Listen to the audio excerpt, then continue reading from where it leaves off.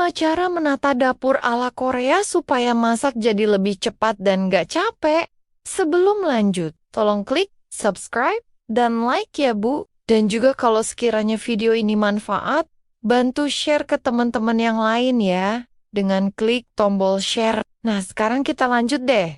Ketemu lagi nih Bu, sehat dan gembira terus semua ya. Masak itu niatnya mulia, tapi dapur seringkali punya rencana lain. Baru masuk dapur, pikiran sudah capek duluan sebelum tangan bergerak. Barang ada semua, tapi rasanya tidak ada yang siap membantu. Sendok sembunyi, bumbu main petak umpet, meja penuh kenangan belanja yang tidak jadi dipakai. Akhirnya masak bukan soal resep, tapi soal bertahan hidup sambil senyum tipis. Disinilah dapur ala Korea diam-diam terasa menampar dengan halus. Bukan karena mereka super rajin atau hidup tanpa masalah, tapi karena dapurnya tidak ikut menambah beban hidup. Ruang yang rapi membuat otak tidak berisik, barang yang simple bikin badan tidak drama, dan alur yang jelas bikin masak jadi cepat tanpa emosi bocor kemana-mana. Ini penting, bukan demi estetik semata, tapi demi kewarasan ibu rumah tangga yang setiap hari sudah kebagian banyak peran tanpa tepuk tangan. Fenomena ini dekat sekali dengan kehidupan kita. Ibu yang capek sering disalahkan kurang sabar. Padahal dapurnya saja sudah menguji nyali dan kesabaran sejak pagi. Ketika ruang kerja sehari-hari lebih rapi dan ramah, masak berubah dari kewajiban jadi waktu bernapas. Bukan karena hidup jadi mudah, tapi karena satu sudut rumah akhirnya berhenti melawan. Disitulah dapur bukan cuma tempat masak, tapi tempat ibu bisa kembali jadi manusia. Cara pertama yang aku pelajari dari dapur ala Korea itu soal memilah barang. Karena dapur yang penuh bukan tanda kita rajin belanja, tapi tanda kita belum tega buang barang. Aku dulu punya 3 spatula, tapi tetap pakai satu yang itu. Itu saja. Yang lain cuma jadi penonton setia di laci. Akhirnya laci sesak, tangan masuk keluar kayak lagi main ular tangga. Capek sendiri sebelum masak. Jadi aku mulai jujur sama diri sendiri. Yang dipakai tiap hari aku simpan. Yang cuma dipakai pas lebaran aku pisahkan. Dan yang cuma bikin penuh tapi nggak pernah disentuh, aku relakan pergi. Rasanya kayak putus dari mantan, sakit di awal, tapi lega di belakang. Dan setelah itu, masak jadi lebih cepat.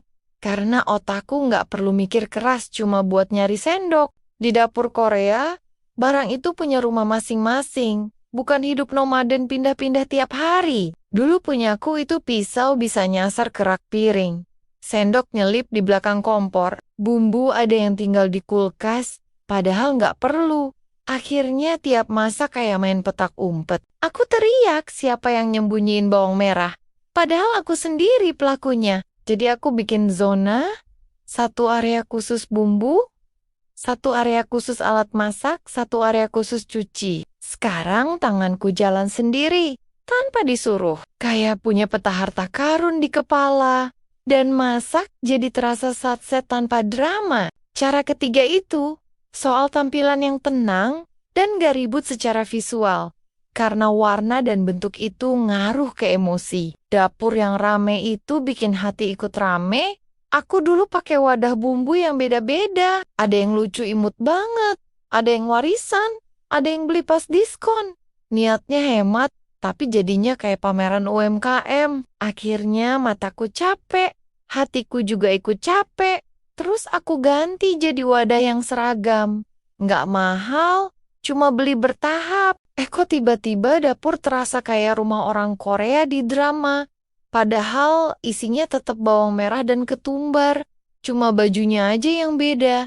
Dan efeknya aku jadi lebih betah di dapur. Di dapur ala Korea, mereka juga nggak suka kebanyakan hiasan yang cuma cantik, tapi nggak berguna. Karena setiap hiasan itu nambah pekerjaan, nambah debu, nambah lap, nambah emosi. Aku dulu pajang boneka kecil di rak dapur. Lucu iya, tapi pas bersihin pengen nangis, satu-satu dilap kayak lagi urus anak kos. Sekarang aku pilih yang fungsional. Misalnya gantungan cantik, tapi buat sendok, atau rak kayu yang estetik tapi juga bisa simpan bumbu. Jadi dapur tetap manis tapi nggak bikin capek batin. Cara keempat itu soal kesederhanaan. Orang Korea itu kelihatan simple tapi logis. Mereka nggak suka ribet. Jadi barang yang sering dipakai itu diletakkan di depan. Yang jarang dipakai disimpan lebih dalam. Aku dulu naruh panci besar di depan cuma karena gede dan kelihatan gagah. Padahal dipakai sebulan sekali. Sedangkan panci kecil yang tiap hari dipakai, malah aku simpan di bawah. Tiap ambil harus jongkok, berdiri, jongkok lagi.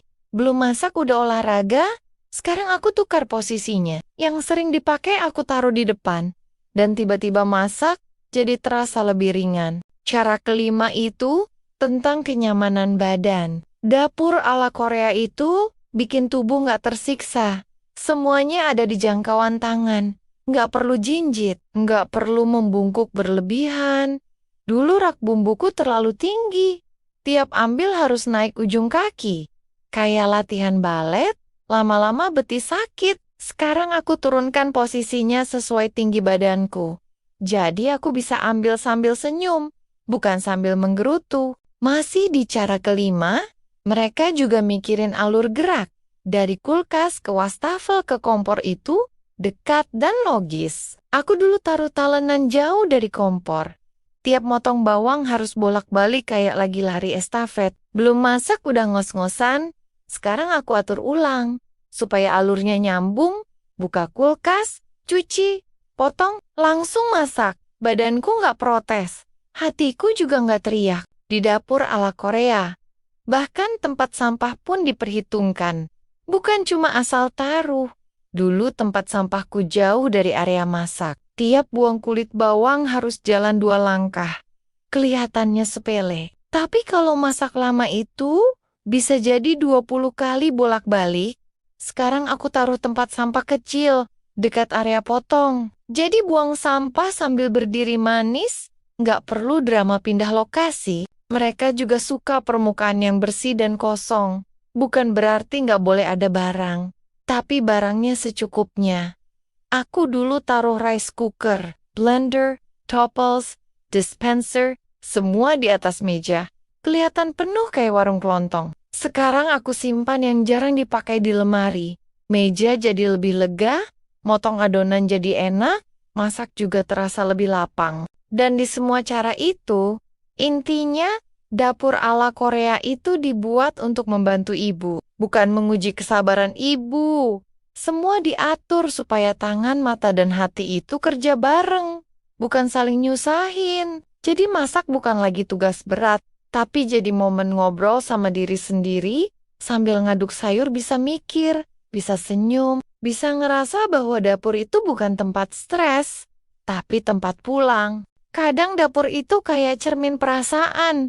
Kalau di luar berantakan, di dalam juga ikut ribut. Tapi kabar baiknya, hati bisa tenang kalau dapurnya dibikin damai.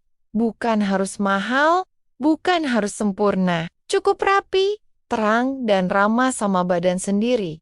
Karena ibu itu bukan robot yang bisa dipakai tanpa dicas. Dan dapur yang baik itu bukan yang kinclong doang, tapi yang bikin kita pengen masuk tanpa desahan napas panjang dulu. Menata dapur itu sebenarnya bukan soal barang, tapi soal menghargai diri sendiri.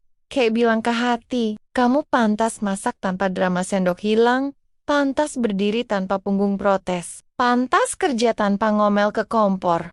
Karena hidup udah cukup ribet, masa dapur juga mau ikut ngelawak sebagai musuh dalam selimut. Padahal niatnya cuma mau bikin sayur bening yang bening, tapi emosi malah keruh.